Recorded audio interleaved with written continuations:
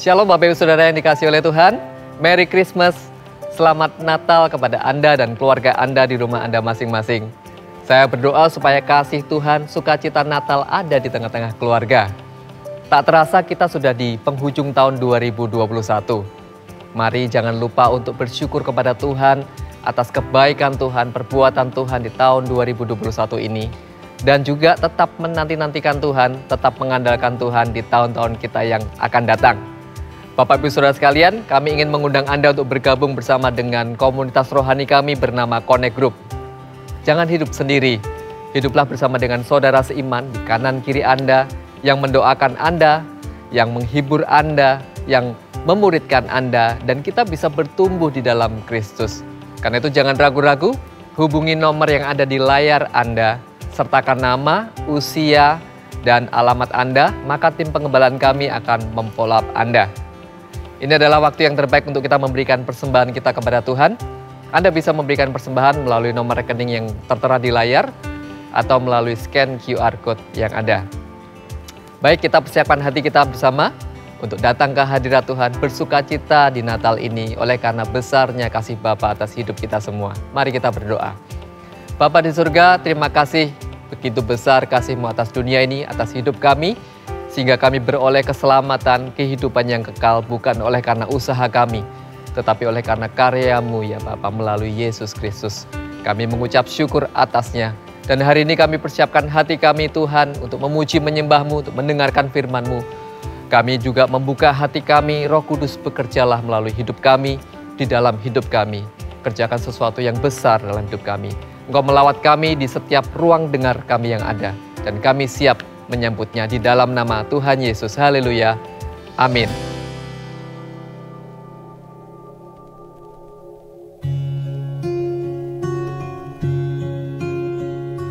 Silent night, holy night, all is calm, all is bright, round yon virgin mother and child, so tender and mild, sleep in heavenly peace, sleep in heavenly peace.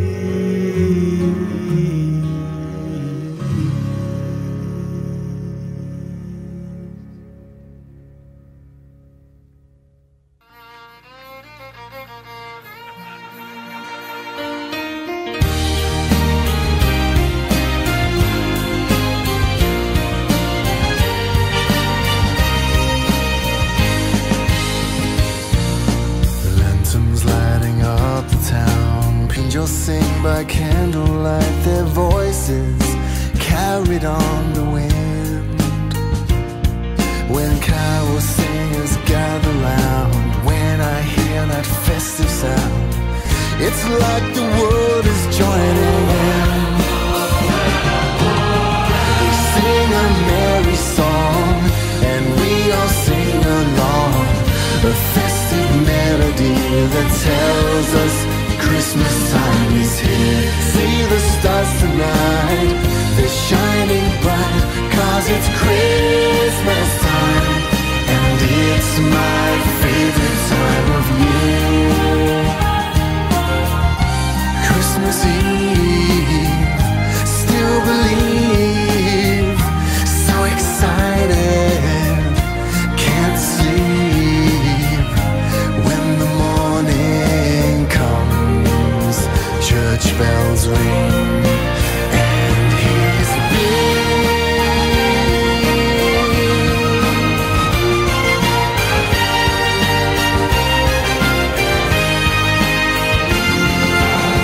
They sing a merry song, they're shining bright, 'cause it's Christmas time, and it's my favorite time of year.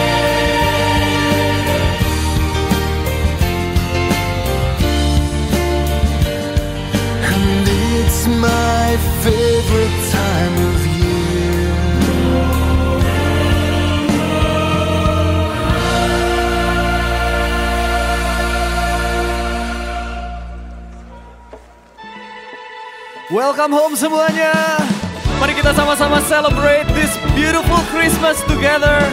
Rayakan Natal kita bersama-sama. Yeay!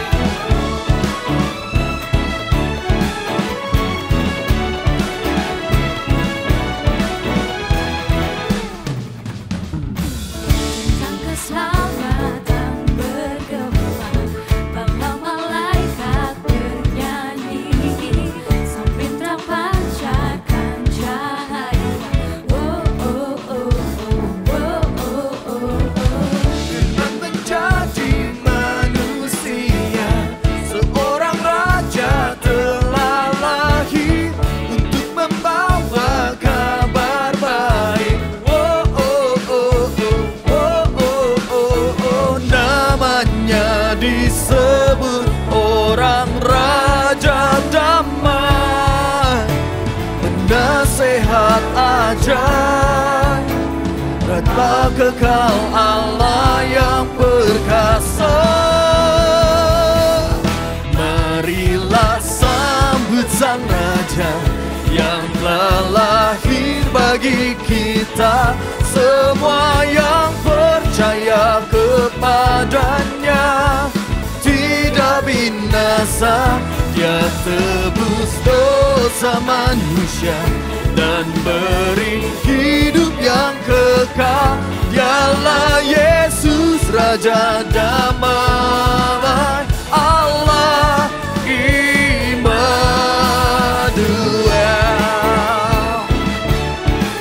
Oh, oh, oh.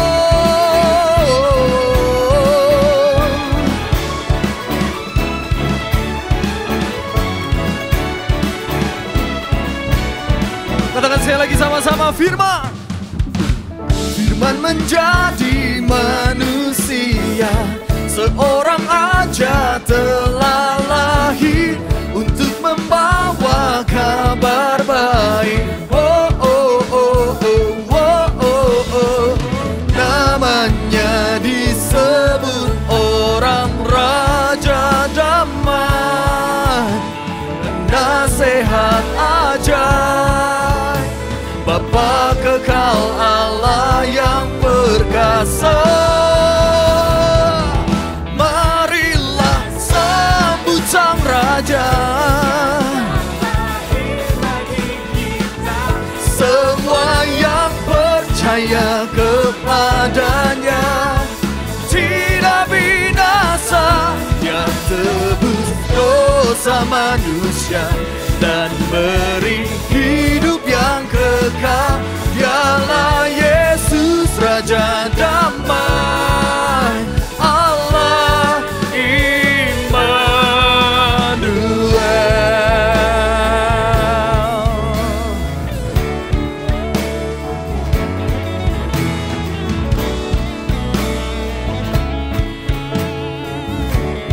Let's sing it all together. Hallelujah.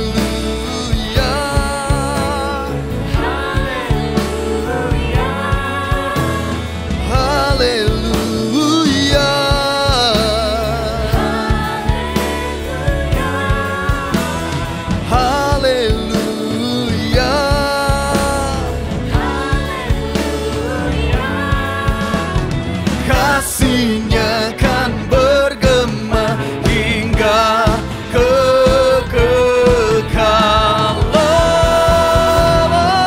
Marilah sambut sang raja yang telah lahir bagi kita.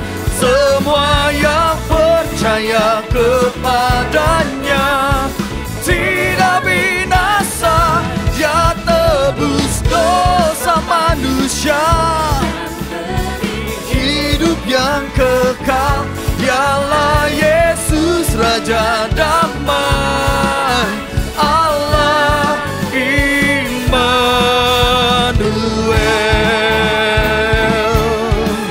Oh, oh, oh.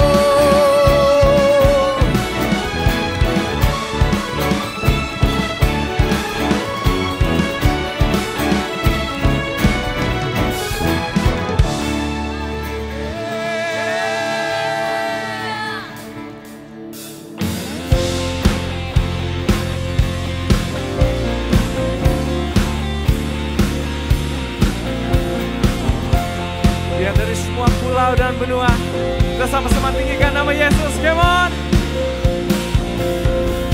Dari pulau dan benua terdengar selalu terus lagu pujian sembuh bagi nama penebus.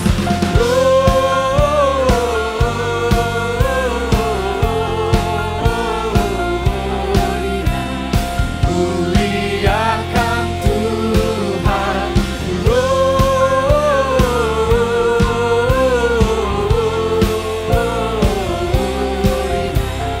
Muliakan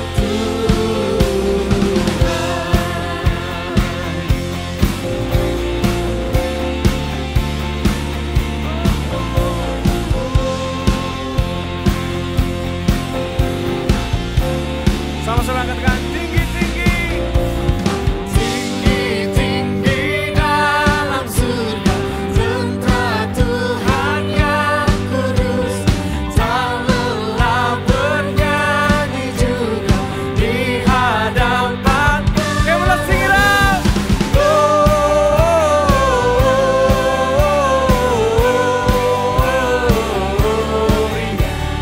Muliakan Tuhan.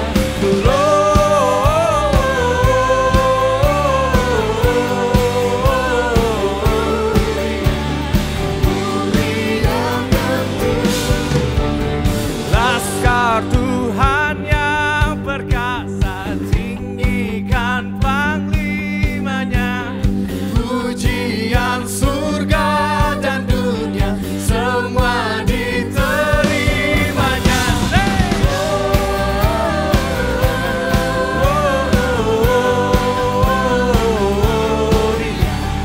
Muliakan Tuhan. Muliakan Tuhan.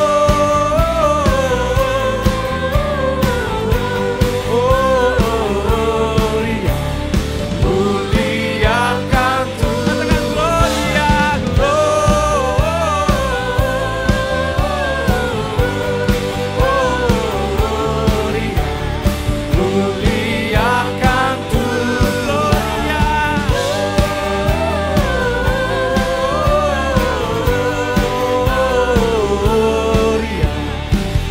Muliakan Tuhan.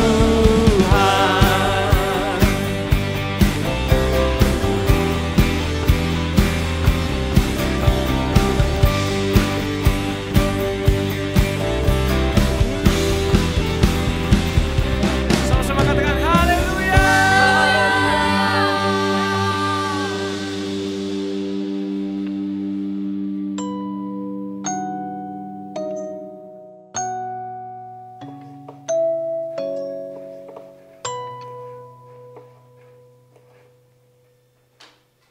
We're home. Pas banget. Makanannya mau selesai nih. Sebentar ya. It's okay, Mami. Yang penting kita pasti sabar menunggu kok untuk masakan Mami yang spesial di malam ini. Oke, abiku. Kira kenapa? Enggak apa-apa. Oke. Karena ini malam Natal, jadi kita akan sama-sama nyalain lilin Natal ya. Ya. Sekalian kita doa Oke. untuk tahun depan. Satu buat Daddy, satu buat Kiara, satu buat Mami. Oke, kita nyalain ya. Oke. Kita doa sama-sama untuk Buat apa sih? Buat apa kita harus nyalain lilin di hari Natal? Karena lilin itu adalah lambang dari iman dan pengharapan kita kepada Tuhan Yesus. Harapan apa? Oke, gini. Tuhan Yesus kan sudah datang ke dunia 2000 tahun yang lalu. Dia datang, dia membawa terang dan menerangi dunia yang gelap ini. Dan dia tuh berjanji dia akan datang kembali lagi untuk yang kedua kalinya. Menjemput Daddy, Mami, Kiara, dan semua orang yang percaya sama Tuhan untuk dibawa kembali lagi ke surga. Terus? Nah, karena iman dan pengharapan itu, kita harus memperhatikan bagaimana kita hidup di dunia ini. Supaya kita bisa terus menjadi terang dan hidup sesuai dengan apa yang Tuhan inginkan. Kadang menjadi terang itu artinya berbuat kasih untuk orang lain. Meskipun mungkin susah, mengorbankan waktu, tenaga, dan nggak ada yang bayar. Tapi yang penting di situ tuh dunia bisa merasakan kasihnya Tuhan Yesus yang sesungguhnya dari kehidupan kita. Nah, berbagi kasih juga artinya memberi. Kalau di firman Tuhan dikatakan bahwa jauh lebih berbahagia untuk kita memberi daripada kita menerima. Dan yang namanya memberi, kadang kita memberi dari kelebihan kita. Bisa juga dari kekurangan kita. Tapi yang paling penting, kita harus memberi dari luapan hati kita yang penuh dengan ucapan syukur. Ya. Nah, karena kita nggak tahu kapan Tuhan Yesus datang untuk yang kedua kalinya, maka kita tuh harus selalu berjaga-jaga.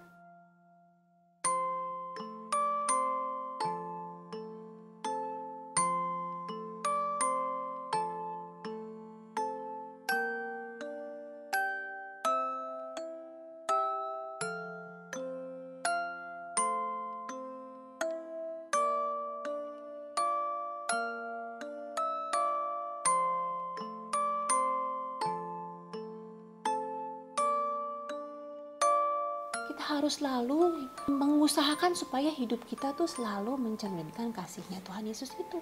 Apalagi buat orang-orang yang Tuhan berikan paling dekat sama kita, yaitu keluarga kita. Yes. Oh iya, jadi baru inget nih. Tunggu sebentar ya. Tapi apakah Daddy lebih sayang sama orang lain daripada kita?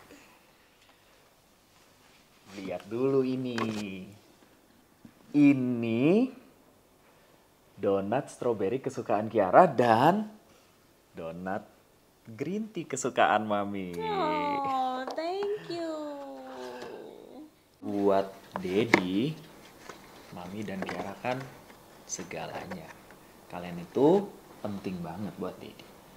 Nanti baru dari kasih yang ada dalam keluarga kita ini, kita akan meneruskan kepada orang-orang di sekitar kita. Oke, Kiara? Oke. Mami nyalain lilinnya ya. Jadi, siapa yang mau doa? Dek Kiara mau doa? Ya. Kiara ya, doa ya. Oke, let's pray together. Kita gandengan tangan. Kita doa ya. Tuhan Yesus, terima kasih sudah datang ke dunia ini. Terima kasih sudah memberi Kiara, Mami sama Daddy yang sayang sama Kiara dan orang-orang lain. Berkati keluarga ini biar kita bisa menjadi terang bagi dunia. Dan selamat ulang tahun Tuhan Yesus. Amin.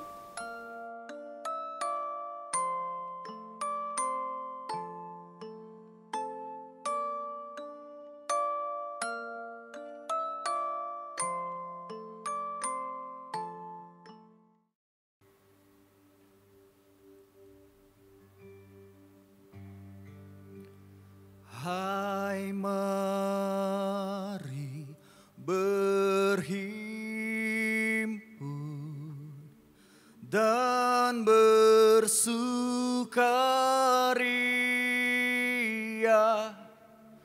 turut semua ke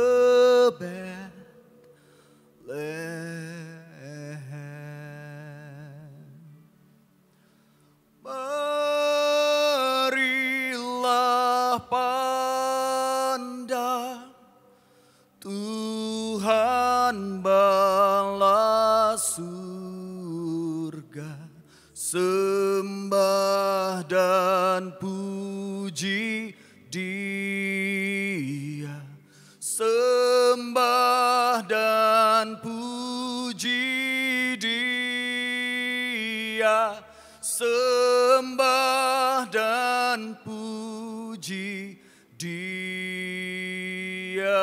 Sang Raja.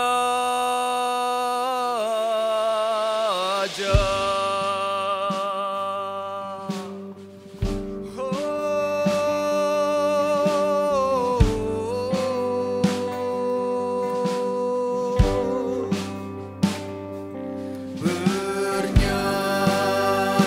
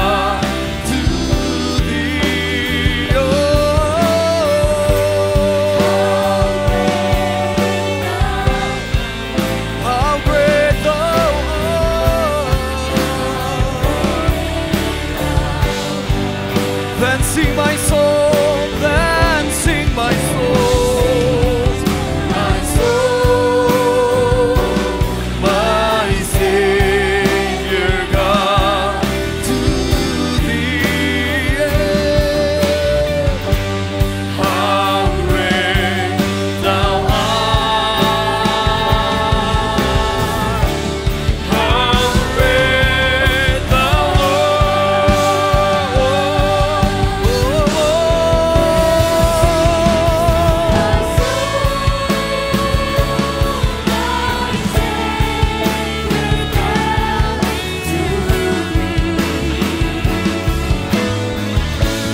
How great Thou art! How great Thou art! Then sing my soul, my Savior God, to Thee. How great Thou art! How great Thou art!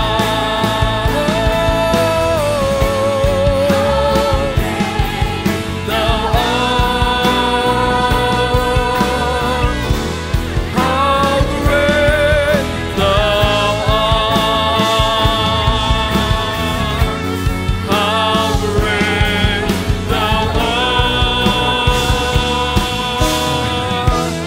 How great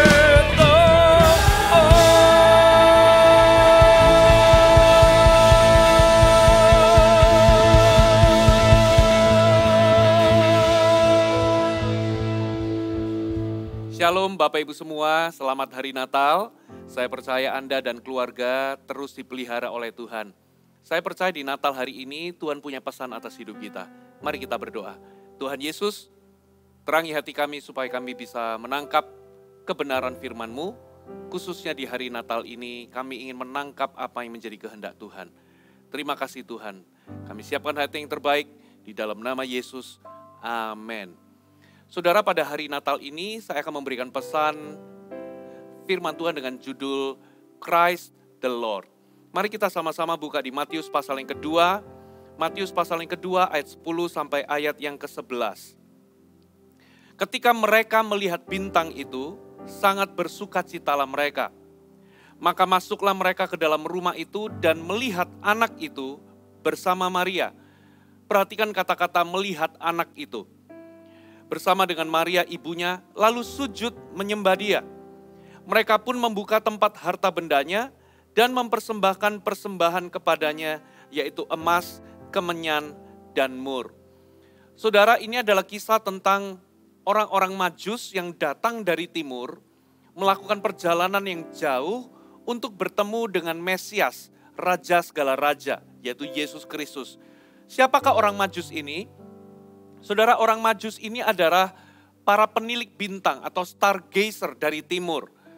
Menurut literatur, saudara, orang-orang Majus ini berasal dari Irak atau pada 7 BC itu adalah Babel.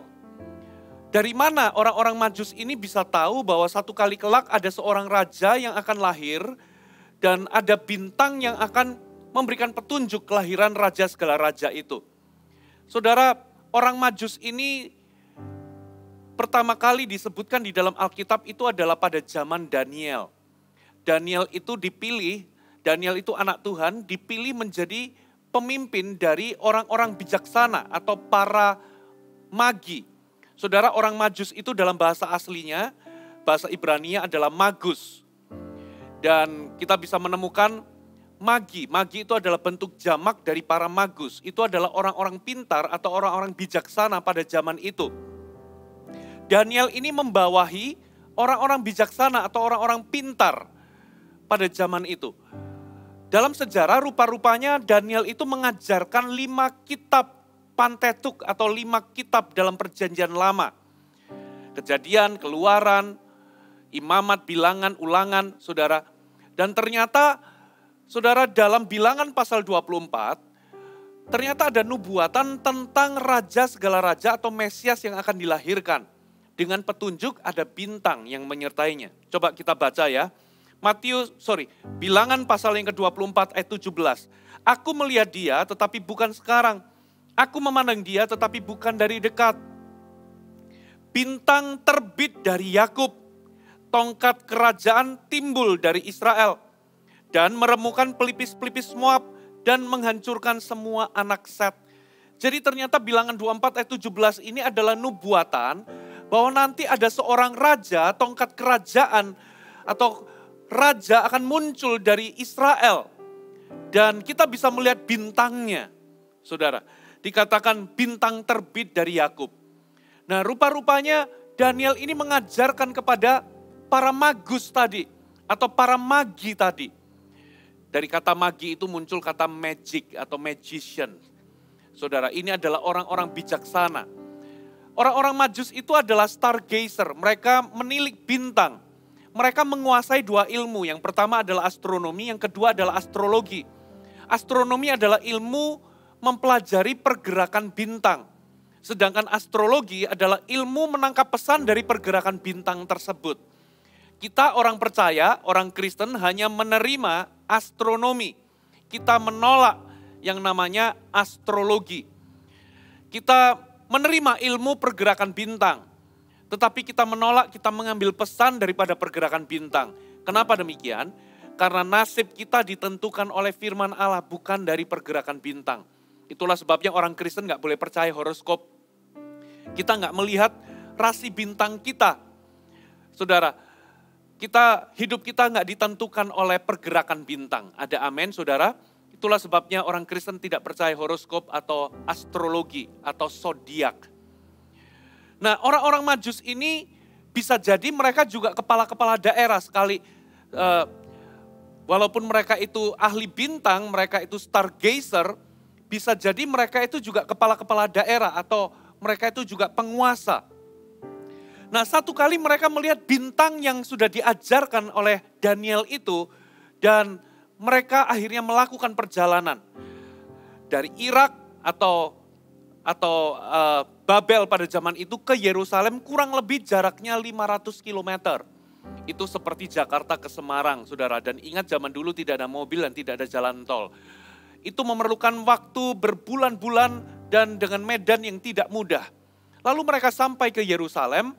Mereka pergi ke istana Herodes, tetapi ternyata mereka salah. Bukan di situ alamat yang tepat. Herodes akhirnya memanggil ahli kitab dan ternyata ahli-ahli kitab itu menyatakan bahwa juru selamat itu, Mesias itu akan lahir di Bethlehem. Itu adalah selatan dari Yerusalem, saudara. Nah, coba kita lihat apa respon atau sikap dari orang-orang Majus itu ketika mereka ketemu dengan Yesus. Jadi ketika mereka melihat anak itu, mereka tidak memperlakukannya sebagai anak biasa, tapi mereka memperlakukannya sebagai raja.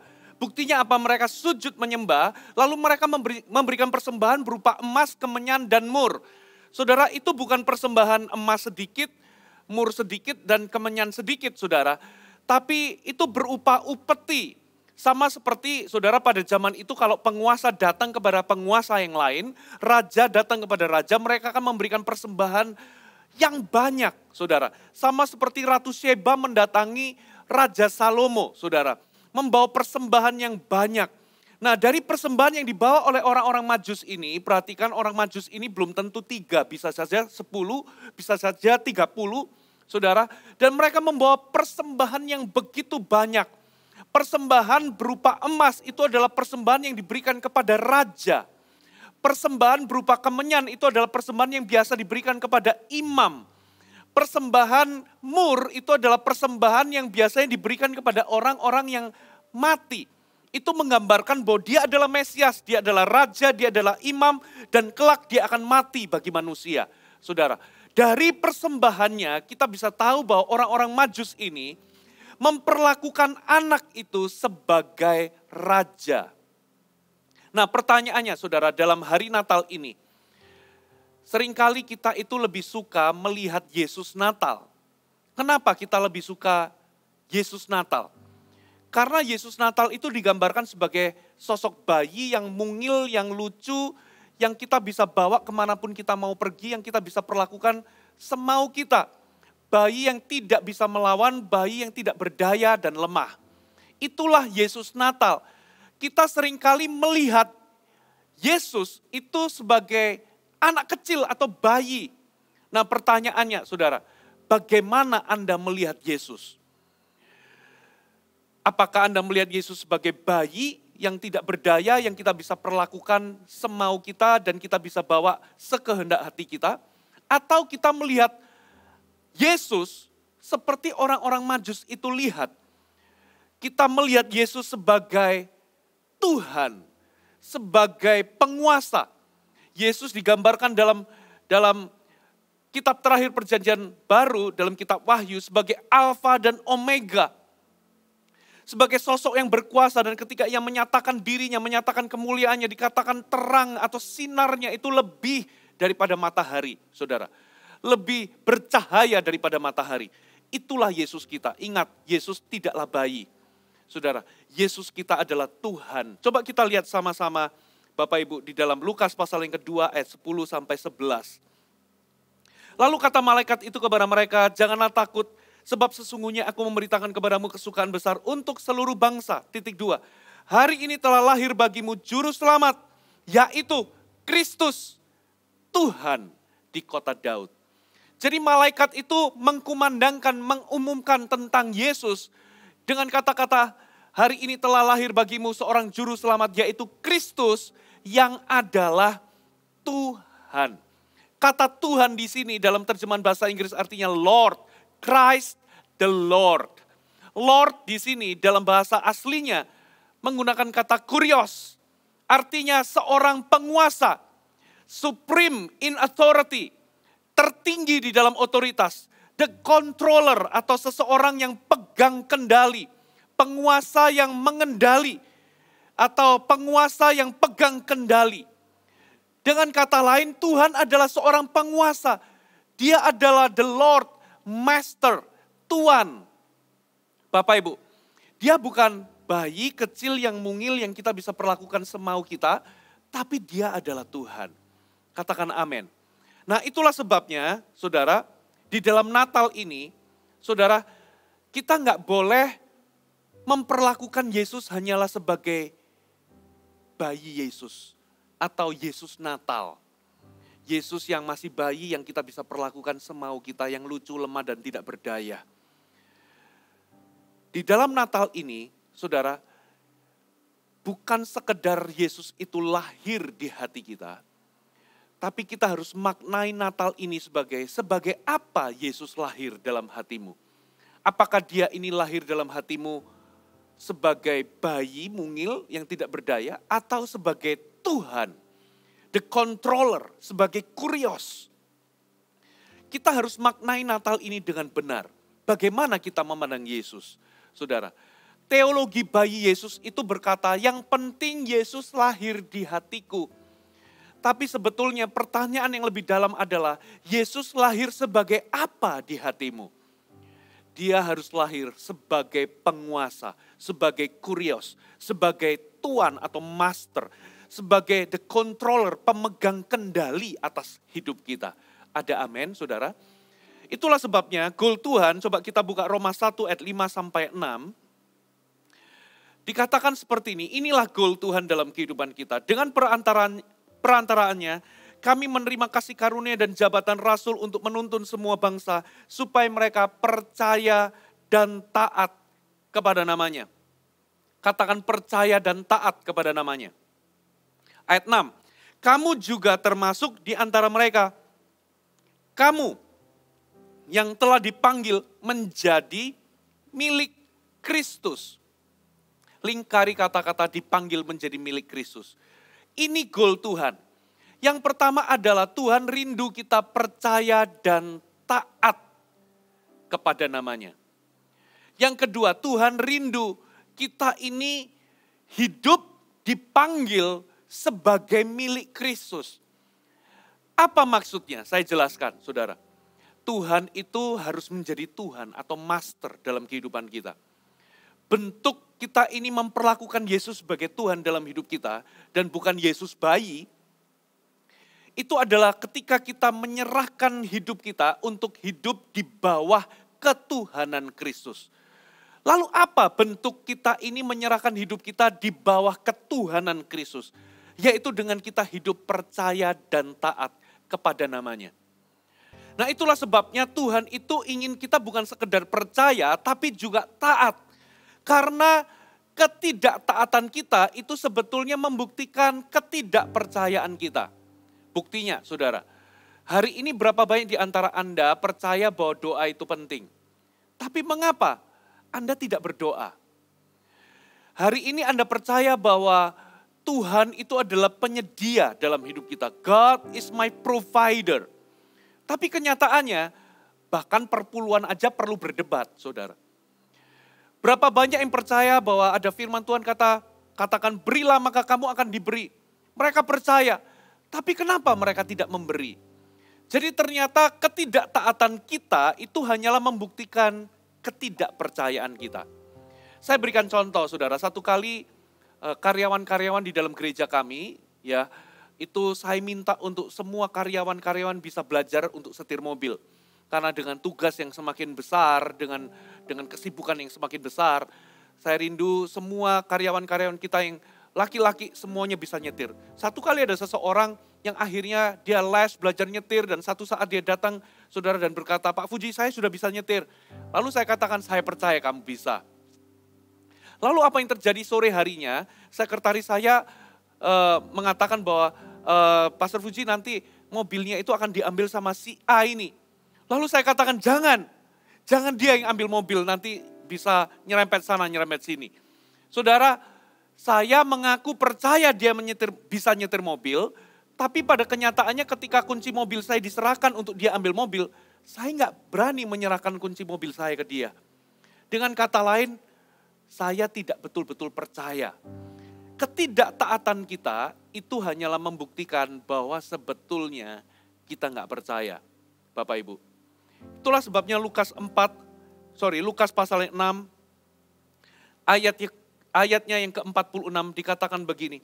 Mengapa kamu berseru kepadaku Tuhan, Tuhan, padahal kamu tidak melakukan apa yang aku katakan? Inilah yang dinamakan banyak orang Kristen itu separuh-separuh percaya sama Tuhan. Kenapa? Dia mengaku percaya Yesus adalah Tuhan, tapi nggak taat. Terjemahan firman Allah yang hidup dikatakan, mengapa kalian memanggil aku Tuhan, kalau kalian tidak mau menaati aku? Jadi percaya itu harus dibarengi dengan ketaatan. Karena ketidaktaatan kita hanyalah membuktikan ketidakpercayaan kita. Itulah goal Tuhan dalam hidup kita. Tuhan ingin kita percaya dan taat. Saudara, rumus mujizat, rumus perubahan hidup, itu adalah bukan sekedar percaya, tapi percaya plus taat, saudara. Ada orang-orang, saudara, ada ibu-ibu berdoa minta suaminya supaya dilembutkan karena suaminya itu keras, suka memukuli. Bahkan suaminya itu pernah selingkuh, pernah berkhianat. Suaminya itu jauh daripada Tuhan.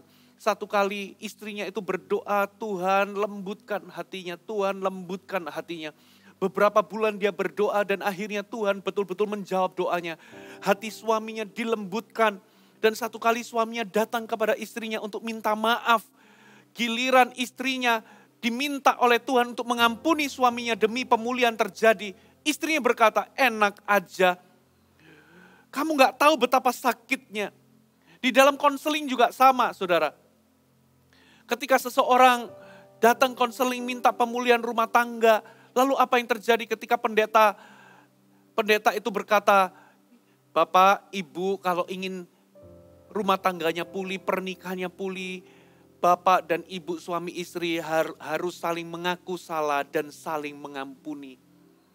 Lalu tiba-tiba istrinya berkata, enak aja, Pak Pendeta gak tahu rasanya disakiti ya.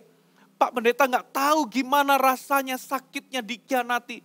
Enak aja mengampuni, kalau aku ngampuni nanti dia malah ngelunjak. Begitu pula suaminya berkata hal yang sama. Ya, dia sudah bolak-balik tidak menghargai dan menghormatiku. Kalau aku tidak kalau aku memberikan pengampunan, nanti dia malah dapat angin. Saudara, lihat akibatnya apa? Ketika mereka tidak menuruti nasihat dari hamba Tuhan itu, pemulihan tidak terjadi. Ingat saudara, Anda itu sembuh bukan karena Anda datang ke dokter, tapi Anda sembuh ketika Anda pulang dari dokter, Anda menuruti semua perintah dokter. Pemulihan, mujizat, itu rumusnya adalah percaya plus taat. Kenapa ada orang udah lama ikut Tuhan tapi gak berubah hidupnya? Karena dia percaya minus taat. Kenapa ada orang gak ngalami pemulihan? Karena dia cuma percaya tapi gak taat. Kenapa ada orang hidupnya gak ngalami perubahan dan terobosan? Karena dia cuma percaya tapi minus taat, saudara. Itulah sebabnya Tuhan rindu siapapun yang ingin hidup di bawah ketuhanan Kristus. Dia harus percaya dan taat. Pastor Fuji, perintah Tuhan itu seringkali berat, sulit untuk dilakukan. Saudara, saya dulu ketika awal-awal bertumbuh, saya merasa bahwa perintah-perintah Tuhan itu berat dilakukan. Tapi setelah saya tahu, ternyata firman Tuhan itu menyatakan bahwa perintah-perintahnya itu enggak berat. Nah, yang menjadi pertanyaan, kalau memang perintah Tuhan itu tidak berat, saudara, kenapa kita itu seringkali gagal? Mana buktinya perintah Tuhan itu enggak berat? Saudara, kalau Anda mau jujur, Bapak Ibu, seringkali Tuhan itu memerintahkan kita untuk kita itu melakukan sesuatu yang kita itu sebetulnya bisa lakukan. Sesuatu yang sangat realistis untuk kita bisa lakukan. Tuhan gak pernah memerintahkan kita melakukan sesuatu yang mustahil. Sesuatu yang kita tidak dapat lakukan. Contoh, ya, tembok Yeriko itu bisa roboh. Itu bukan karena Tuhan itu memerintahkan sesuatu yang mereka itu mustahil lakukan. Tuhan itu hanya perintahkan orang-orang Israel untuk berjalan keliling 1 hari 1 kali dengan mulut tertutup, tidak boleh mengeluarkan sepatah kata pun. Untuk berjalan keliling 1 hari 1 kali sampai hari ke-6, itu adalah sesuatu yang sangat mungkin dilakukan. Lalu di hari ke-7 disuruh keliling 7 kali dan pada puncaknya ketika bunyi sangkakala terdengar, mereka disuruh teriak sekencang-kencangnya dan tembok itu roboh. Berjalan keliling, mengelilingi tembok atau benteng Yeriko, itu adalah sesuatu yang mudah atau bisa dilakukan. Beda kalau misalnya Tuhan itu memerintahkan orang Israel pakai alat berat, palu godam, lalu mereka disuruh menghancurkan tembok itu, saudara. Itu gak mungkin. Yang pertama, saudara, sebelum mereka maju, mereka sudah mati kena panah. Sebelum mereka bisa palu, saudara, mereka bisa mati kena panah. Karena apa, saudara? Perlengkapan senjata orang-orang Yeriko itu lebih canggih daripada orang-orang Israel. Ingat, orang Israel itu hanyalah berputar-putar di padang gurun. Mereka gak punya persenjataan dan mereka tidak pernah latihan militer. Yang kedua, saudara, temboknya itu tebalnya 4 meter dan itu ada 2 lapis. 4 meter, lalu ada rongga, lalu 4 meter lapisan kedua, saudara. Itu mustahil untuk bisa dijebol, saudara. Itu mustahil. Tuhan gak memerintahkan mereka untuk menjebol menggunakan alat berat, karena itu mustahil. Tapi yang Tuhan perintahkan sebetulnya hanyalah keliling. Saudara, Naaman yang sakit kusta, Elisa memerintahkan untuk mandi 7 kali di sungai Yordan. Saudara, itu adalah sesuatu yang sangat mungkin dilakukan oleh seorang Naaman. Menceburkan diri, saudara. Ya, coba bayangkan kalau Anda punya anggota keluarga, katakanlah sakit penyakit yang secara medis itu, saudara, secara medis ya, itu enggak ada obatnya. Dan ternyata untuk sembuh, hanyalah mandi 7 kali di sungai Yordan. Anda pasti mau melakukannya. Karena apa? Itu adalah sesuatu yang mudah. Saudara, Simon Petrus itu ketika lihat Yesus jalan di atas air, dia berkata, kalau memang itu engkau Tuhan, suruh aku datang kepadamu. Lalu Yesus berkata, datanglah. Dengan kata lain, Yesus itu memberikan perintah, melangkahlah keluar dari perahu. itu adalah sesuatu yang realistis yang bisa dilakukan oleh Simon Petrus. Tuhan gak pernah memerintahkan Simon Petrus untuk lompat 10 meter atau dengan salto. Itu sesuatu yang gak bisa dilakukan oleh Simon Petrus. Ketika Simon Petrus menjala ikan semalam-malam dan tidak mendapatkan hasil apapun, apa yang diperintahkan oleh Yesus? Yesus pagi-paginya ketika selesai khotbah, Yesus memerintahkan tebarkan jalamu ke tempat yang dalam. Yesus memerintahkan Petrus untuk menebarkan jala di tempat yang dalam. Itu adalah sesuatu yang sangat mungkin, sangat realistis, bisa dilakukan oleh seorang Petrus, apalagi Petrus adalah nelayan yang hebat. Menebarkan jala itu bukan sesuatu yang mustahil. Saudara, pelayan disuruh mengisi tempayan lalu mencedoknya, memberikannya kepada pemimpin pesta. Itu adalah hal yang sangat lumrah, sangat mudah dilakukan oleh seorang pelayan. Mengisi tempayan dengan air, mencedok, memberikannya kepada pemimpin pesta. Kemudian di ujungnya air berubah menjadi anggur. Seringkali Tuhan itu memberikan kita perintah dalam hidup kita, untuk kita taati adalah perintah yang kita bisa lakukan. Saudara. Nah, pertanyaannya, sekalipun perintah Tuhan itu tidak berat, mudah dilakukan, kenapa seringkali kita ini gagal mentaati Tuhan? Apa yang menghalanginya?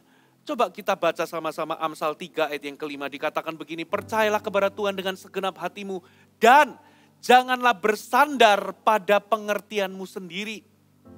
Saudara, ternyata Tuhan itu mau kita percaya kepada dirinya, kepada Tuhan itu jangan setengah-setengah, tapi percaya dengan segenap hati. Gimana caranya supaya kita ini bisa percaya tidak setengah-setengah kepada Tuhan, tapi dengan segenap hati? Yaitu dengan cara jangan bersandar kepada pengertian kita sendiri. Jadi ternyata walaupun perintah Tuhan itu tidak berat, tapi kita itu seringkali gagal, ternyata yang menghalanginya adalah pengertian kita sendiri. Coba Anda jadi orang Israel, ketika Tuhan memberikan perintah disuruh keliling-keliling tembok Yeriko, kira-kira gimana reaksi Anda?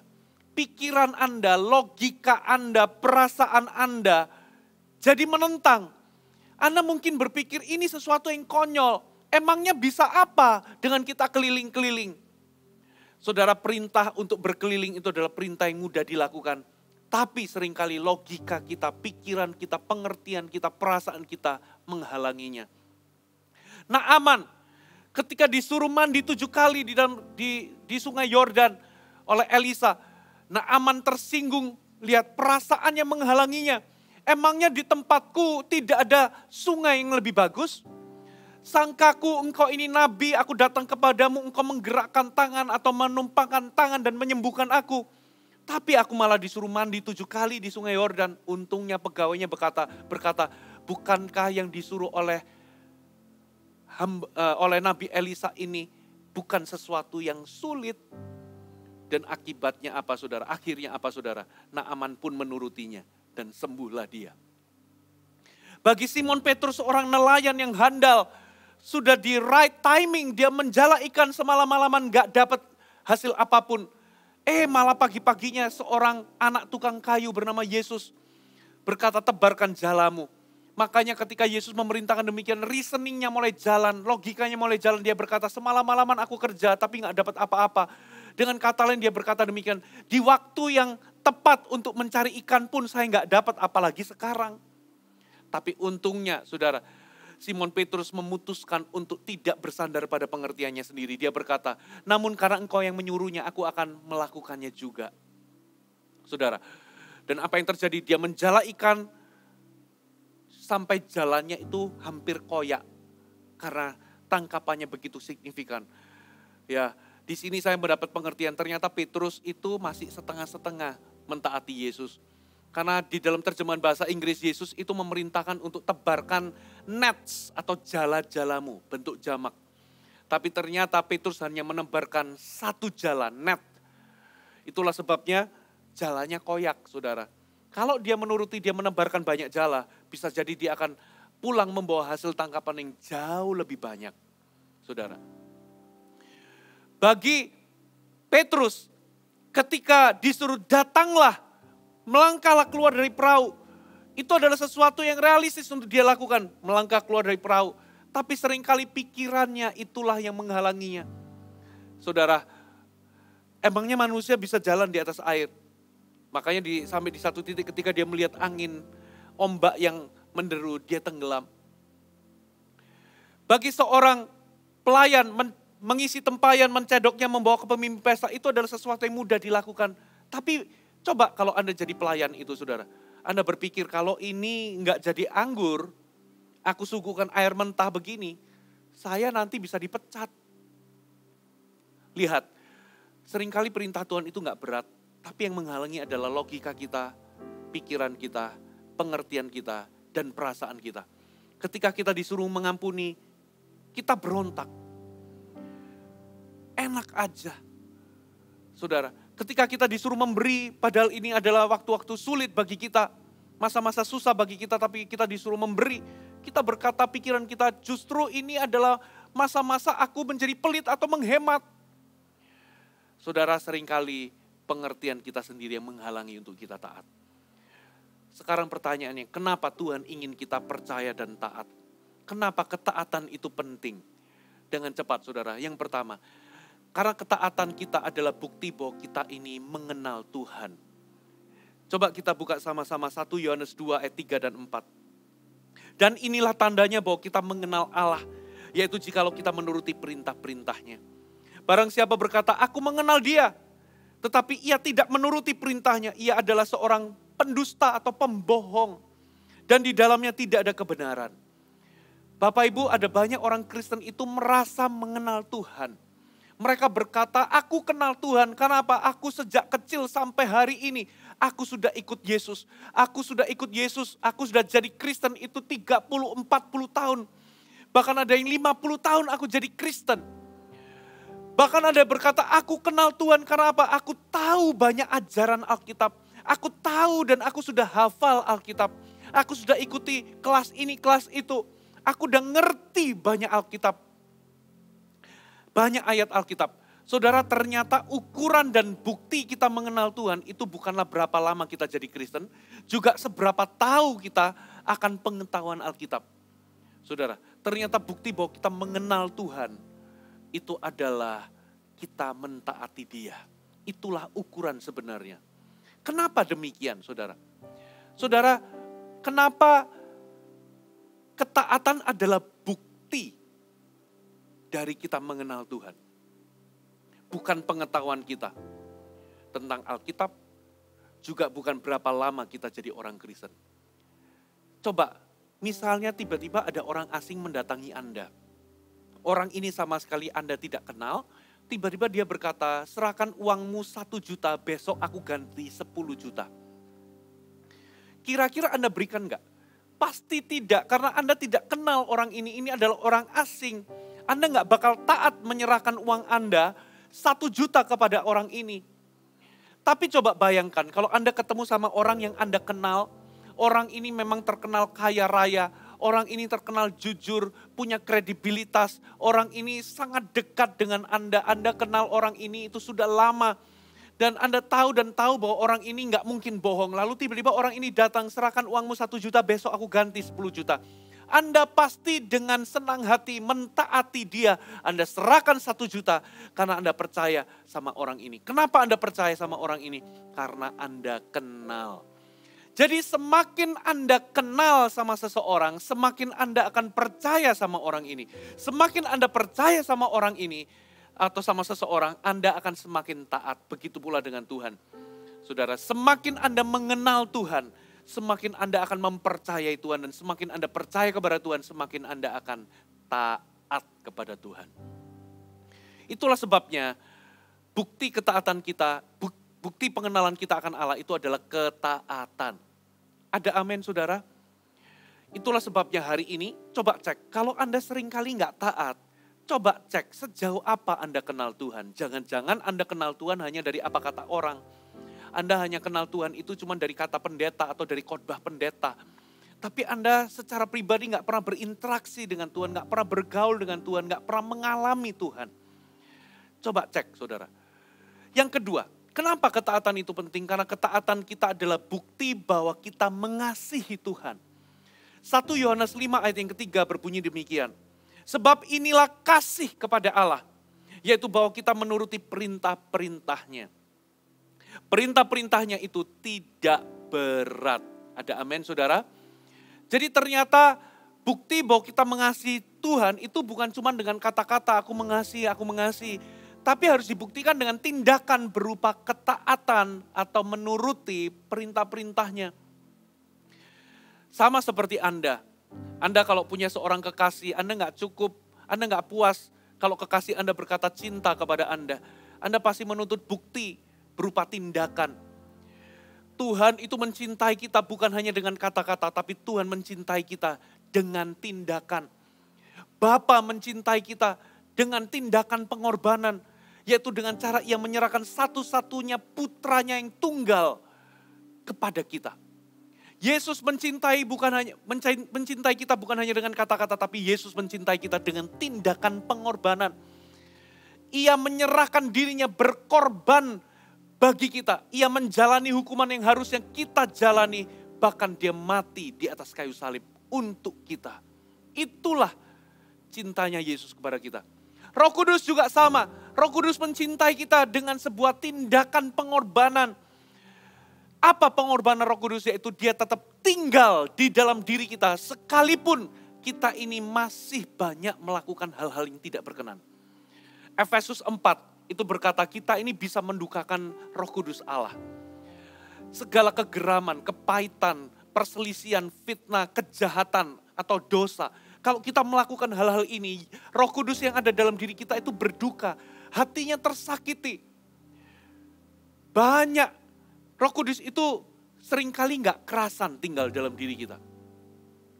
Roh Kudus itu banyak tidak kerasan tinggal di dalam diri kita kalau kita ini masih melakukan hal-hal yang tidak berkenan. Dia gak kerasan tapi dia tetap memutuskan tinggal dalam diri kita.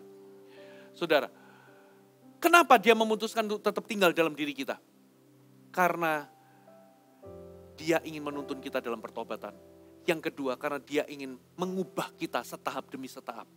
Kalau Roh Kudus meninggalkan kita, matilah kita. Kita gak punya harapan untuk kita bisa berubah. Kita gak punya harapan untuk kita bisa bertobat, saudara. Yang keras akan tetap keras. Gak akan punya harapan untuk berubah menjadi baik. Yang jahat gak mungkin berubah jadi baik. Itulah sebabnya Roh Kudus tetap tinggal dalam diri kita sekalipun dia itu banyak disakiti. Saudara, pernahkah Anda tinggal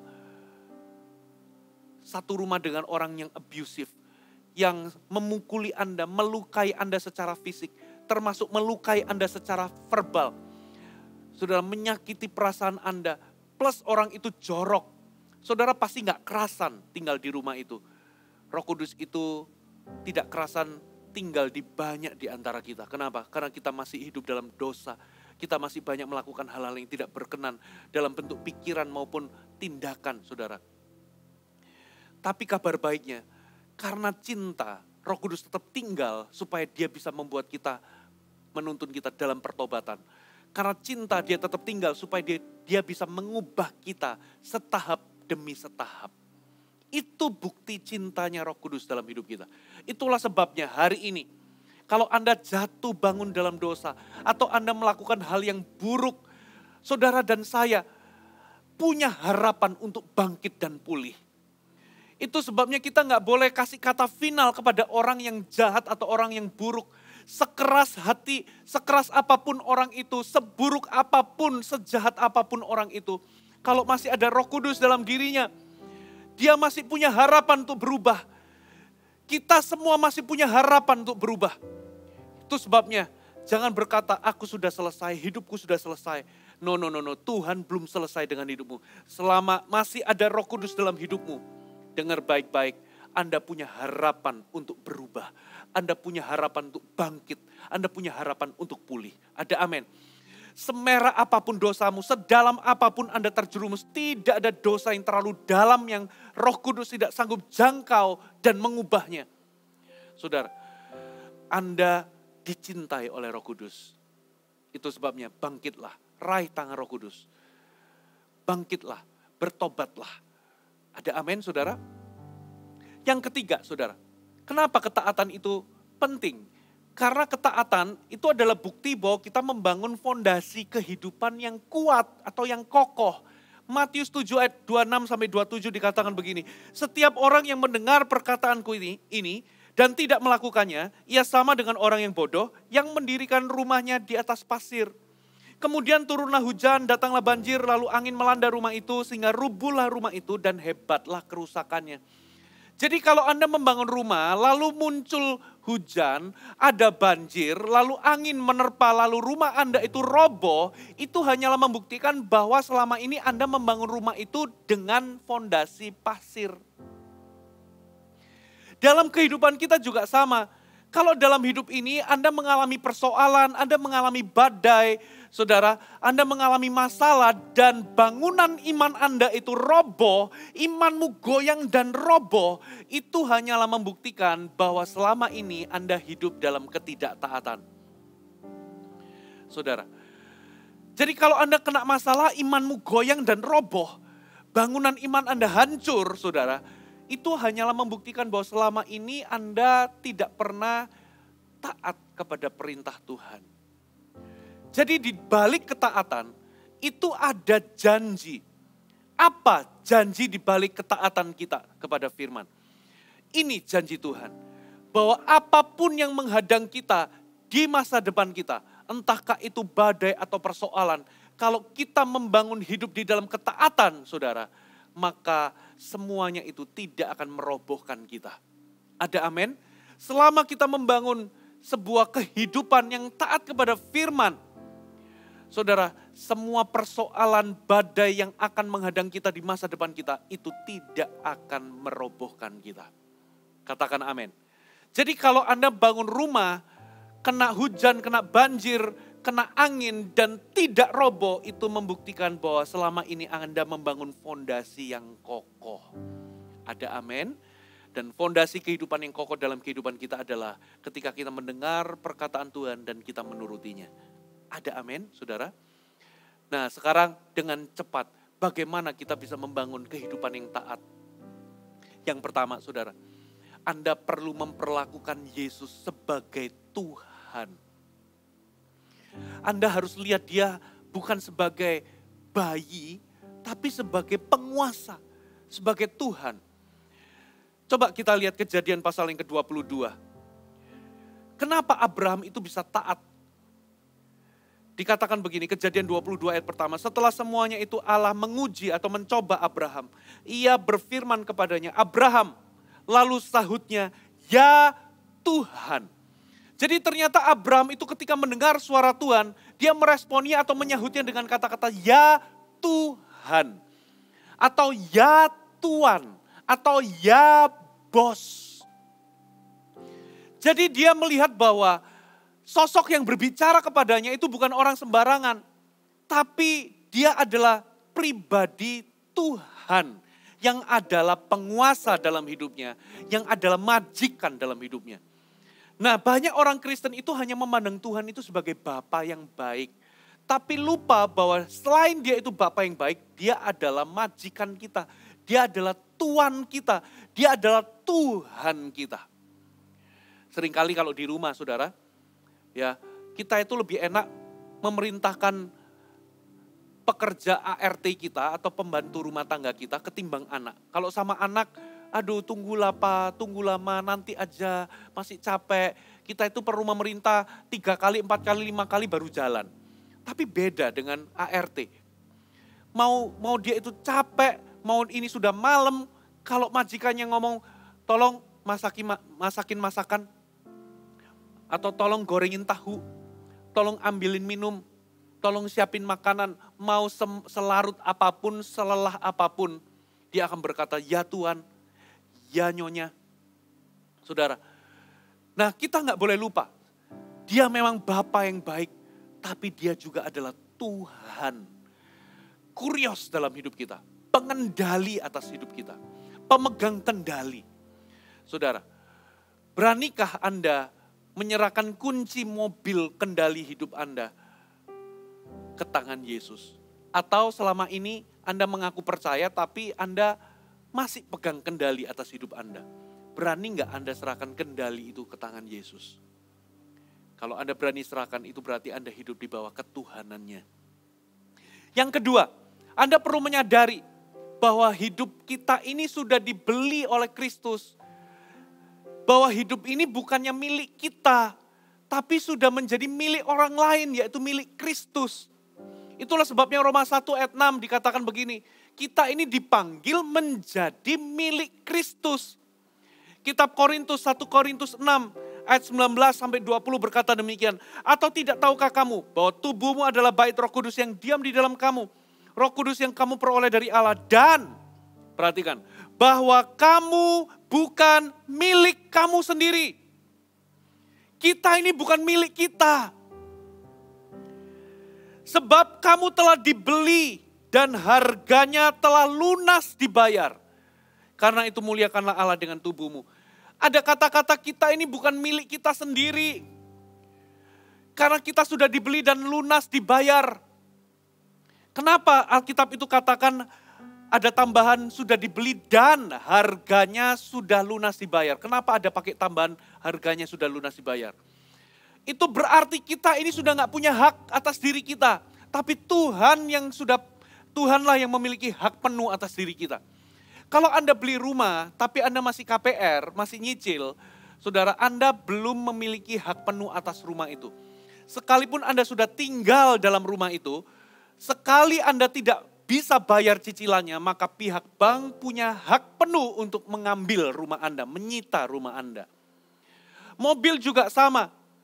Kalau Anda beli mobil tapi belum lunas, masih cicilan, Anda belum memiliki hak penuh atas mobil itu, makanya BPKB-nya di tangan bank. Karena sekali Anda tidak bisa membayar cicilan, kreditnya macet, bank punya hak penuh untuk mengambil, merampas, menyita mobil Anda. Jadi Anda tidak punya hak sebetulnya atas mobil tersebut. Hidup ini juga sama, ternyata kita ini sudah dibeli dan harganya lunas dibayar. Dengan kata lain, Tuhan punya hak penuh atas hidup kita. Tuhan itu punya hak penuh artinya apa? Tuhan mau perlakukan kita semena-mena pun dia berhak. Dia mau berkati atau enggak berkati kita, dia berhak. Dia mau suruh-suruh kita lakukan sesuatu, dia berhak karena dia pemilik hidup kita. Dia mau cabut nyawa kita sekarang juga, dia berhak. Dia enggak kasih makan atau dia kasih makan atau enggak kasih makan hidup kita pun dia berhak. Dia berhak melakukan sekehendak hatinya atas hidup kita karena kita sudah enggak punya hak lagi karena kita sudah dibeli. Tapi puji Tuhan, Tuhan itu bukan Tuhan yang keji atau jahat. Dia enggak pernah memperlakukan kita semena-mena.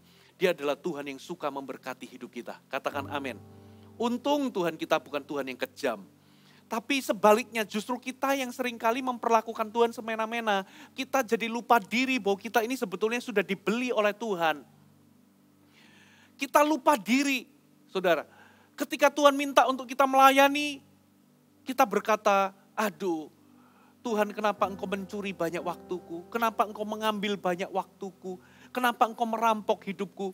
Ketika Tuhan suruh kita melayani, seharusnya kita berkata, ya Tuhan, ini adalah privilege.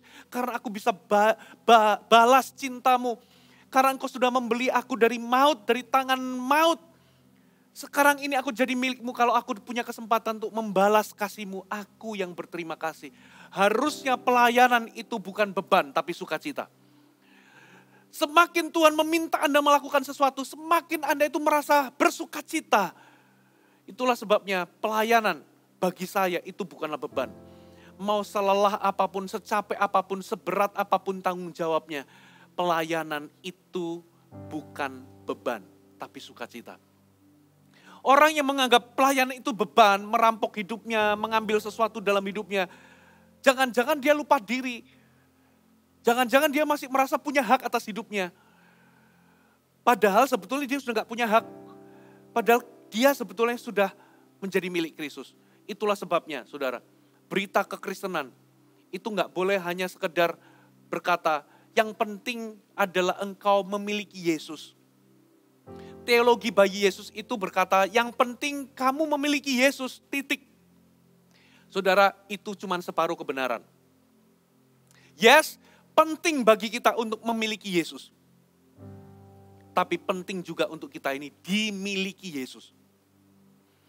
Apa bedanya memiliki Yesus dengan dimiliki Yesus?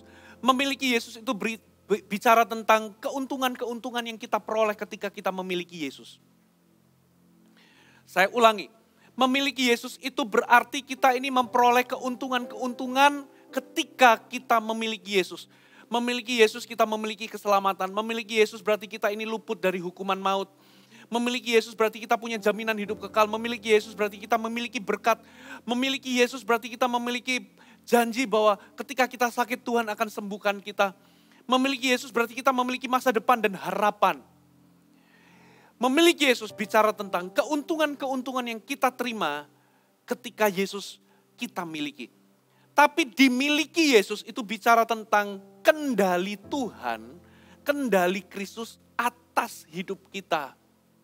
Saudara, sayangnya hitam di atas putih kita ini milik Kristus, tapi seringkali Tuhan gak merasa memiliki kita. Karena apa? Tiap kali Tuhan memerintahkan kita sesuatu, kita gak jalan. Kita gak taat, saudara. Nah itulah sebabnya kalau Anda mau hidup dalam ketaatan, yang pertama Anda perlu memperlakukan Yesus sebagai Tuhan. Yang kedua Anda perlu sadar bahwa Anda sudah dibeli dan hidup kita ini bukan milik kita sendiri. Yang terakhir, saudara, Anda harus tahu bahwa ketaatan itu adalah akibat. Akibat dari apa? Dari kita mengenal Tuhan. Jadi usaha kita itu bukan di taatnya, tapi usaha kita adalah di mengenal Tuhannya. Saudara, kenapa? Semakin kita kenal Tuhan, semakin kita percaya dan mengasihi Dia. Dan semakin kita percaya dan mengasihi Dia, kita akan semakin taat. Bagaimana kita bisa kenal Tuhan? Saudara, disinilah usahanya. Kita perlu bergaul dengan Tuhan. Kita perlu mengalami Tuhan. Kita perlu bersekutu dengan Tuhan. Kita perlu meluangkan waktu untuk berinteraksi dengannya. Semakin kita ini meluangkan waktu, semakin kita membangun hubungan dengan Tuhan, semakin kita bertumbuh dalam pengenalan. Kalau kita bertumbuh semakin kenal Tuhan, maka kita ini bertumbuh di dalam iman, di dalam percaya kita dan di dalam kasih kita kepada Tuhan. Dan kalau kita ini makin bertumbuh dalam iman, dalam percaya kita akan bertumbuh dalam ketaatan. Ketaatan itu bukan sesuatu yang berat, tapi sesuatu yang otomatis atau natural kalau Anda bertumbuh dalam kasih dan bertumbuh dalam pengenalan. Mentaati Tuhan bukan menjadi sesuatu yang berat bagimu, tapi menjadi sebuah sukacita. Ada amin? Inilah pesan Natal, saudara. Pesan Natal bagi kita adalah bagaimana Yesus itu lahir di hatimu. Sebagai apa Yesus lahir di hatimu? Dia harus lahir sebagai kurios. Dan bentuk kita memperlakukan dia sebagai kurios adalah dengan kita hidup di bawah ketuhanannya. Hidup untuk taat kepadanya. Tutup Alkitab kita datang di hadapan Tuhan. Terima kasih Tuhan. Ku sembah Kau, ku sembah Kau, Engkau yang layak untuk ku sembah.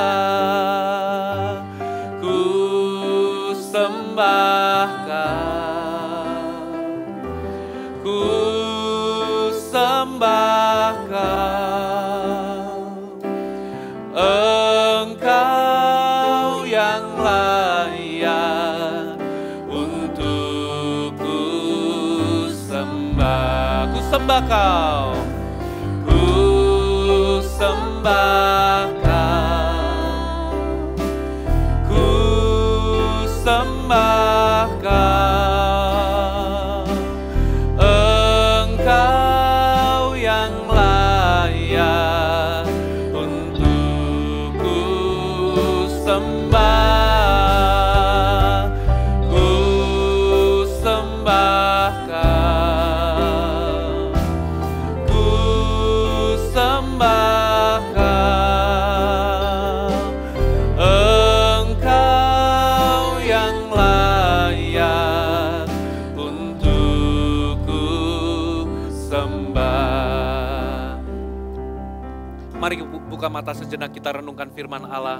Bapak Ibu, di momen Natal ini, di hari Natal ini, mari kita maknai bukan sekedar aku punya Yesus, tapi lebih dalam dari itu, apakah Yesus memilikimu? Jangan hanya berkata yang penting aku punya Yesus, yang penting aku memiliki Yesus. Yes, memang memiliki Yesus itu penting. Tapi ada satu lagi yang penting. Apakah kita dimiliki oleh Yesus? Apakah Yesus punya kendali atas hidup Anda? Jangan hanya berkata, yang penting Yesus lahir di hatiku.